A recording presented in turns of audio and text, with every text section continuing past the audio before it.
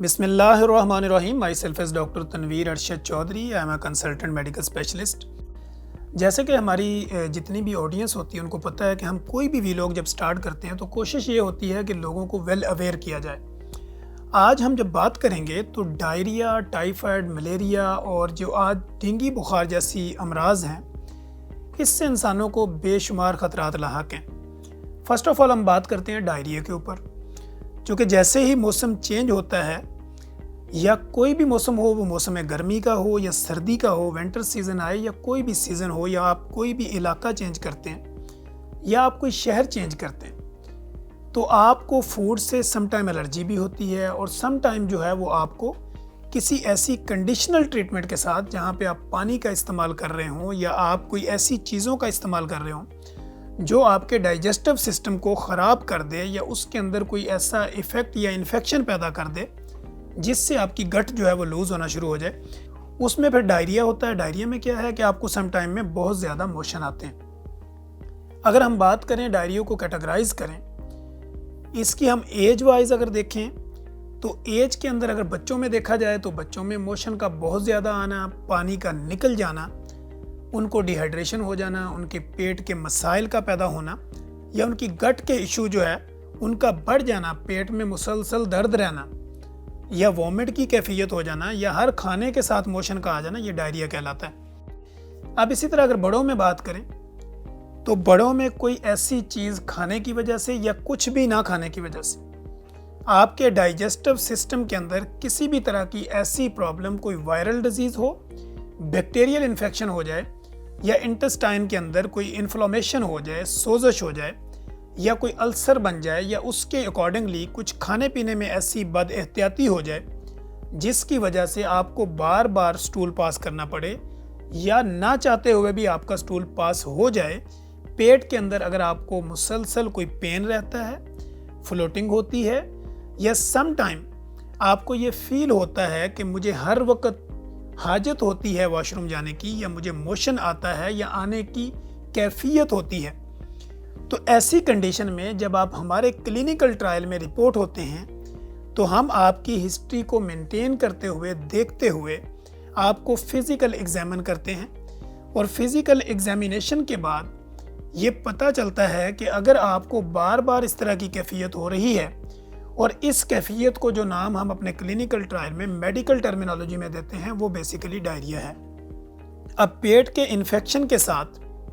हम अगर इसकी ब्लड इन्वेस्टिगेशन में चले जाएं तो हमें कुछ टेस्ट होते हैं जिसमें हम LFT वगैरह करवा सकते हैं, आपका CBC करवा सकते हैं या RFT देख सकते हैं या हेपेटाइटिस B-C भी देखा जा सकता है।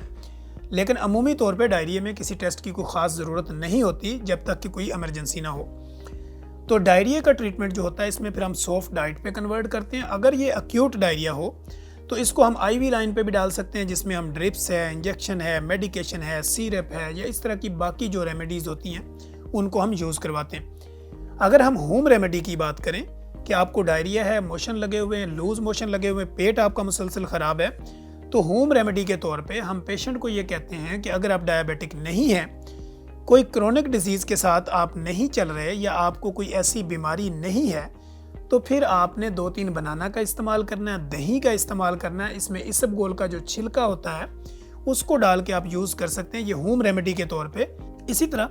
सॉफ्ट डाइट की जब हम बात करते हैं तो उसमें हम वाइट चावल की भी बात करते हैं। अगर कोई लोग ये कहते हैं कि मैं ये चीज़ें नहीं ले सकती या ले सकता, तो फिर हम उसको ये कहते हैं कि अगर आपने लाजमी ही आप रोटी खाना चाहते हैं या अगर आप ब्रेड वगैरह नहीं लेना चाहते तो फिर आप क्या करें कि इसको शोरबे के अंदर या किसी लिक्विड फॉर्म में इसको आप सॉफ्ट करें और उसके बाद आप यूटिलाइज़ करें ताकि आपके इंटेस्टाइन के ऊपर जो है वो इसकी जो लोड है वो कम से कम रखा जा सके और इस तरह आपका मैदा जो है वो प्रॉपर डाइजेस्ट करे और आपको उसी तरह मोशन की हाजत ना हो जैसे कि आपको पहले हो रही है। अब डायरिया से रेलिवेंट अगर हम किसी दूसरी बीमारी की बात करें तो उसको टाइफाइड फीवर कहते हैं। डायरिया के साथ अगर आपको बुखार है, पेट में दर्द रहता है, जिस्म में खिंचाव है या कभी बुखार आपको शाम के टाइम में होता है और सुबह के टाइम उतर जाता है या सुबह के टाइम होता है और शाम के टाइम उतर जाता है, ऑन एंड ऑफ आपकी बॉडी के अंदर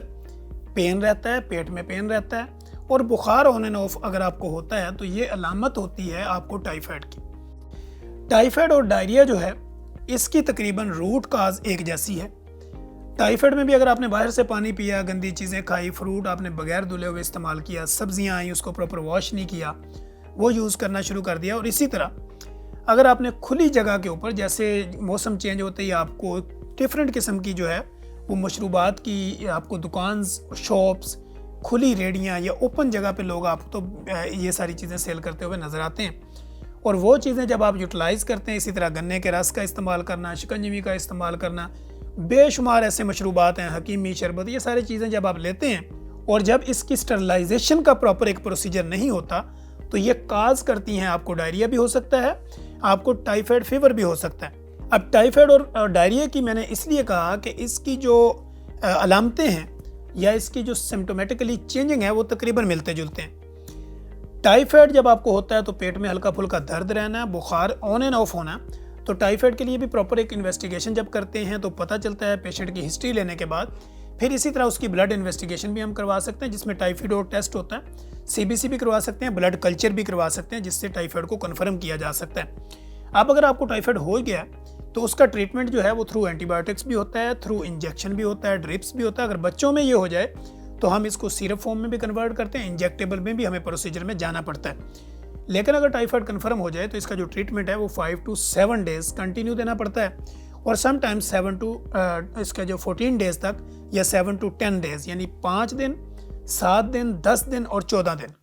ये इसके एंटीबायोटिक्स का कोर्स होता है जो इंजेक्टेबल फॉर्म में भी किया जा सकता है, वो ट्रीटेबल इसमें ओरल मेडिकेशन भी की जा सकती है और सस्पेंशन की सूरत में यानी सिरप फॉर्म में भी दिया जा सकता है। तो टाइफाइड की वैक्सीनेशन भी की जा सकती है। टाइफाइड की डाइट के तौर पे, होम रेमेडी के तौर पे आपकी रोटी या जो हॉट फॉर्म वाली चीज़ें होती हैं उसको हम बंद कर देते हैं, इसको भी सॉफ्ट डाइट पे डालते हैं और डायरिया को भी सॉफ्ट डाइट पे डालते हैं ताकि आपकी मैदे के ऊपर, आपकी आंतड़ियों के ऊपर और आपकी जो डाइजेस्टिव सिस्टम है उसके ऊपर लोड को कम से कम रखा जा सके और आपकी बॉडी को रिलैक्स मूड में ला के आपकी बीमारी का जो बैक्टीरिया है, वायरल डिजीज़ है, बैक्टीरियल है या फंगल है, उसको प्रॉपर तरीके पे हम ले जाके उसको ट्रीट कर सकते हैं। लिहाजा इनमें से अगर आपको कोई भी मसला होता है, वो आपको डायरिया का हो, वो आपको टाइफाइड का हो, तो आप प्रॉपर अपनी कंसल्टेशन के लिए किसी भी फैमिली फिजिशियन के पास, जीपी के पास, किसी कंसल्टेंट के पास या किसी भी गैस्ट्रोएंटरोलॉजिस्ट के पास जाएं और जाके अपनी बीमारी को प्रॉपर डायग्नोज करवाएं। डायग्नोज करने के बाद जितनी ड्यूरेशन आपको दी जाती है, जितना आपको टाइम बताया जाता है, उस बीमारी की दवाई का, खुराक की एहतियात का या आपके खाने पीने, उठने सोने के अंदर डिसिप्लिन लाइफ का, उसको अगर आप फॉलो करेंगे तो आपको डायरिया और टाइफाइड की जो अमराज हैं इससे आपको छुटकारा मिलेगा और आपकी ज़िंदगी आसान हो जाएगी। डायरिया और टाइफाइड से रेलिवेंट किसी भी तरह की आपकी कोई भी क्यूरीज हो, कोई सवाल जवाब हो, कुछ आप जानना चाहते हो तो आप कमेंट बॉक्स में आइए, वहाँ पे आप कमेंट कीजिए, अपनी राय दीजिए, हमारी आवाज़ को स्ट्रॉन्ग कीजिए। हम आपके हर सवाल का जवाब देने के लिए रेडी होंगे। हमारे मुतल्लिका किसी भी तरह की आपको कोई भी इन्फॉर्मेशन चाहिए हो, आप कमेंट बॉक्स में आके कमेंट कीजिए और अपने सवाल का जवाब लीजिए। मुझे और मेरी टीम को दीजिए इजाज़त। अल्लाह हाफिज़।